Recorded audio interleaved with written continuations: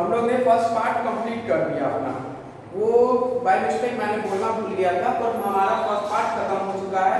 अब हम लोग सेकंड पार्ट यूनिफॉर्म और यूनिफॉर्म मोशन के साथ आगे बढ़ेंगे और कैलकुलेशन वगैरह भी करना है। तो ये हमारा सेकंड पार्ट है और आप इसे अच्छे से पढ़ें। यूनिफॉर्म और non uniform motion. Uniform motion मतलब एक ऑब्जेक्ट जो डिस्टेंस कवर करता है equal distance in equal interval of time, मतलब जितना उसको 1 घंटा में अगर वो 5 किलोमीटर गया है तो अगला 1 घंटा में वो 5 किलोमीटर गया, तो ये हमारा यूनिफॉर्म मोशन हुआ।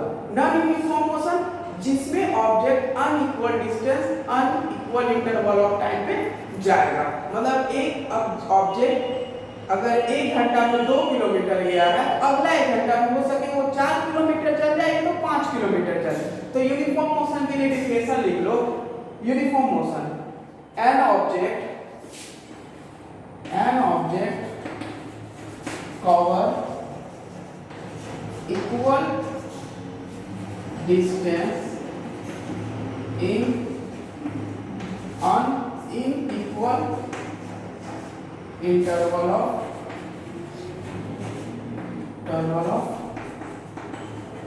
time। अब है an object cover unequal distance in unequal interval of time। Means क्या हो गया, एक ऑब्जेक्ट 1 घंटा में जितना किलोमीटर जाए अगला 1 घंटा में उतने किलोमीटर गया तो हमारी यूनिफॉर्म मोशन। अगर वो ऑब्जेक्ट 1 घंटा में 5 किलोमीटर गया अगला 1 घंटा में 10 किलोमीटर भी जा सकता है या 3 किलोमीटर जा सकता है या उससे भी कम जा सकता है, वो हमारा नॉन यूनिफॉर्म मोशन। अब हमारा इस टॉपिक में जो हमें डिस्कस करना है वो हम लोग डिस्कस करेंगे जो कैलकुलेशन के साथ। ये सब जो हमने पढ़ा ये हमारा क्या था, टॉपिक का बेस था, कॉन्सेप्ट था मोशन चैप्टर का। अब जो मोशन चैप्टर में जो हमारा काइनेमेटिक इक्वेशन आ रहा है, जो मोशन यूनिफॉर्म और नॉन यूनिफॉर्म मोशन से आने वाला है, उस कैलकुलेशन के साथ हम आगे बढ़ेंगे और उसमें ग्राफिकली रिप्रेजेंटेशन के साथ हम सर्कुलर मोशन को भी देखेंगे। चलो चलते हैं। तो यूनिफॉर्म और नॉन यूनिफॉर्म मोशन में जब हम पढ़ने के लिए आगे चल रहे हैं, पर उसमें हमको एक्सेलरेशन भी पढ़ना है।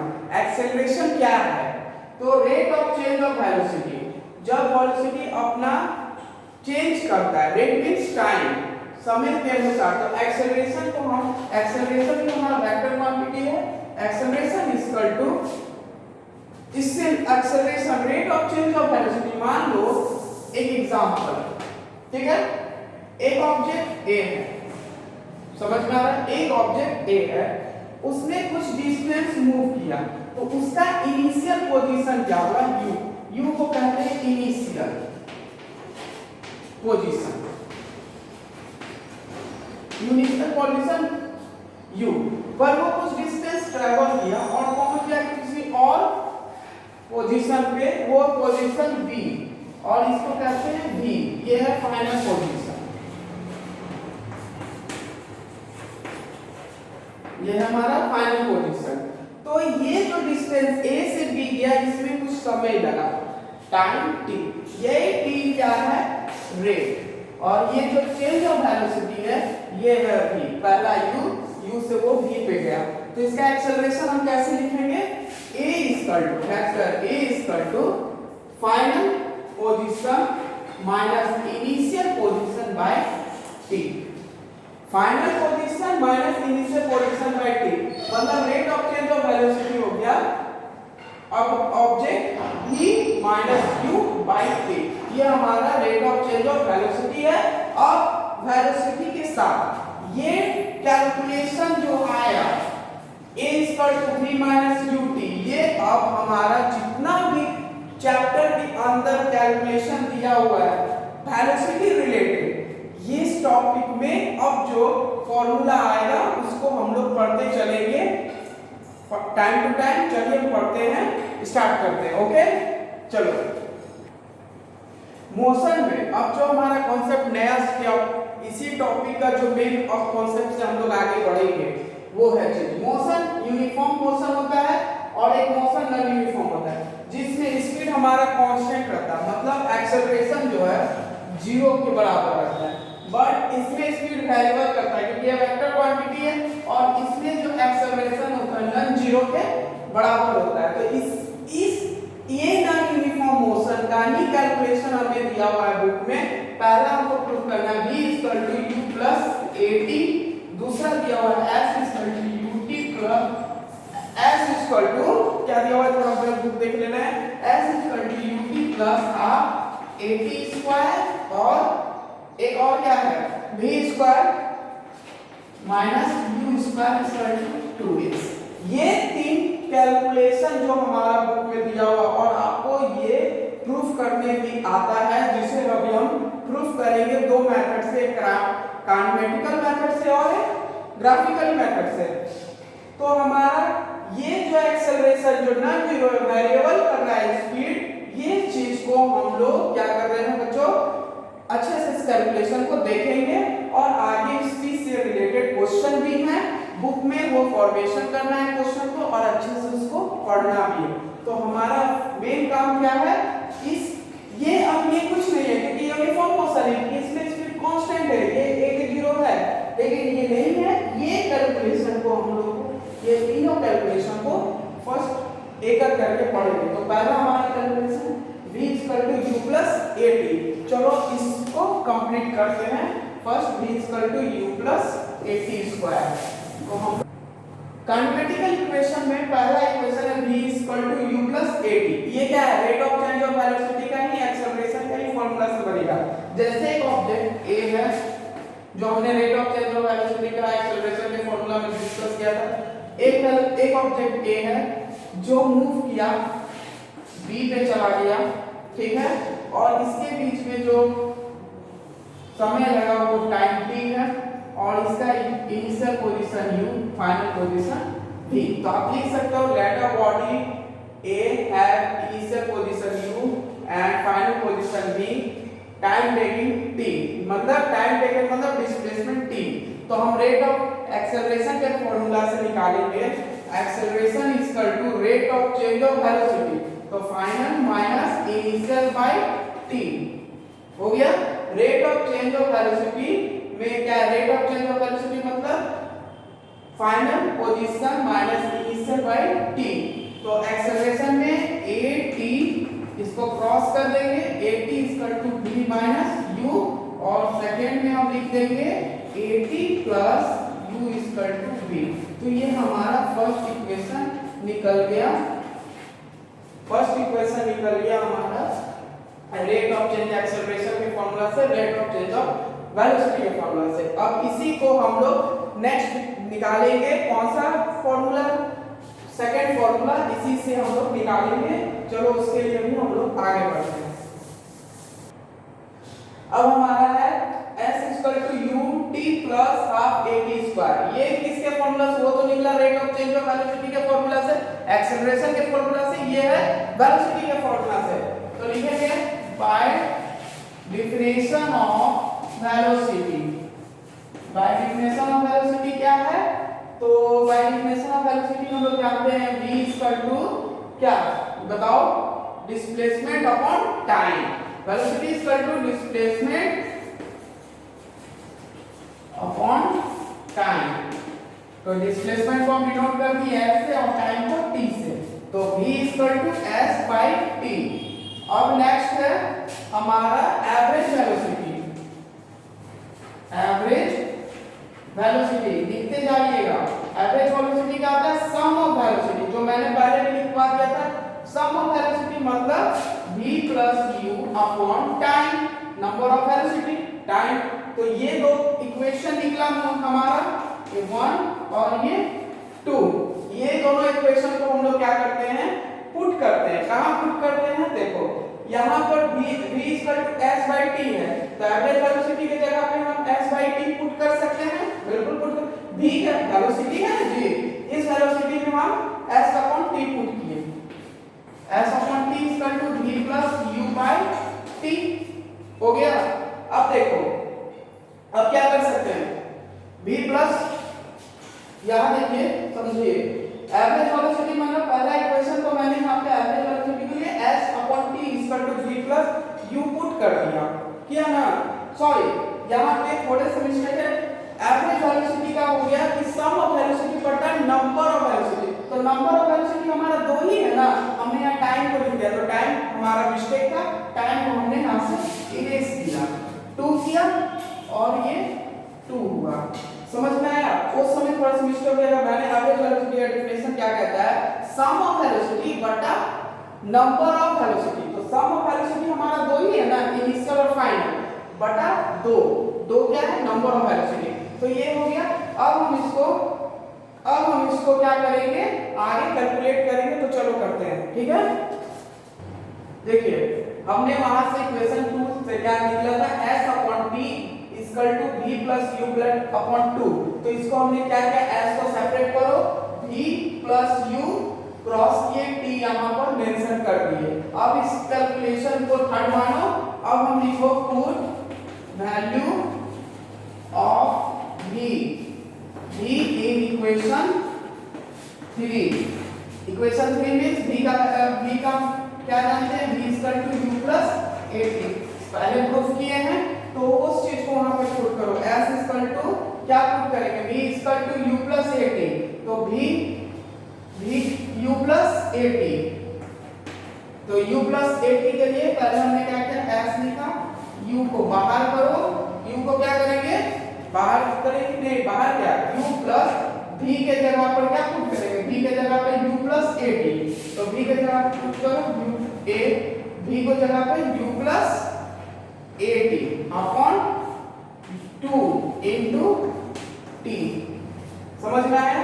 v के जगह पे हमने u प्लस 80 अपॉन 2 पुट किया है। अब इसको क्या करो, आप यहां से आप क्या कर सकते हो, बताओ क्या करोगे, समझो, 2 क्रॉस हो जाएगा, होगा, पहले क्या करेंगे, फर्स्ट है u प्लस 80, तो आप देखो s equal to 2u plus 80 upon 2 into t, देखो क्या किया मैंने, 2u plus 80 upon 2 into t, 2u कहां से आ गया, तो 2u ये हुआ, ये 2u, एक u और एक u, इसको मैंने ब्रैकेट को हटाया, तो एक u और एक u, 2u और ये into 80 upon t into t, तो अब इसमें क्या किया जाए आप बताओ, हमारे को ये प्रूफ करना,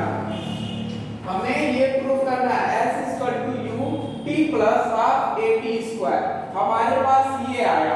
अब हम क्या कर सकते हैं इसमें से, बताओ क्या कर सकते हो, कोई बता सकते हो, s इक्वल टू क्या करेंगे, 2u upon 2 plus 80 upon 2 into t, कर सकते हैं, ये दोनों का सेपरेशन किए, 2u बटा 2 और 80 अपॉन 2, अब ये क्या हो गया, 2 कट गया, 2 कट गया, तो हमारा s equal to u plus 80 half हो गया, क्योंकि यहाँ 2 है, तो 2 के बीच में कुछ नहीं है, तो 1/2 हाफ 80 और ये t मल्टीप्लाई हो गया t स्क्वायर, मतलब हमारा ये इक्वेशन प्रूफ हो गया, s equal to u plus half 80 square में हमारा इक्वेशन प्रूफ हो गया। अब हमारा थर्ड इक्वेशन है v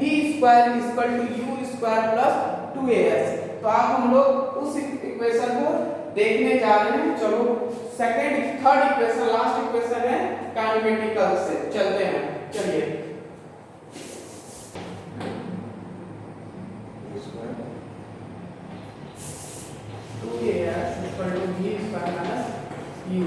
ये हमारा इक्वेशन है v square minus 2u square equal to 2as, ये हमारा इक्वेशन हमको प्रूफ करना है। तो हम लोग अभी तक क्या सीखा, acceleration equal to final minus initial by t, सीखा है ना। तो अब आप क्या करो, t को यहां देखो, t equal to v minus u upon a, ठीक है। और हमने अभी जो फॉर्मूला निकाला है ut plus half at square, ठीक है। हाफ at स्क्वायर जो फॉर्मूला निकाला उसमें t का वैल्यू को पुट करो, तो s u t का वैल्यू हो गया v minus u upon a by half a, और t के फिर जगह पे क्या पुट कर देंगे v माइनस u स्क्वायर, यही ना पुट करेंगे।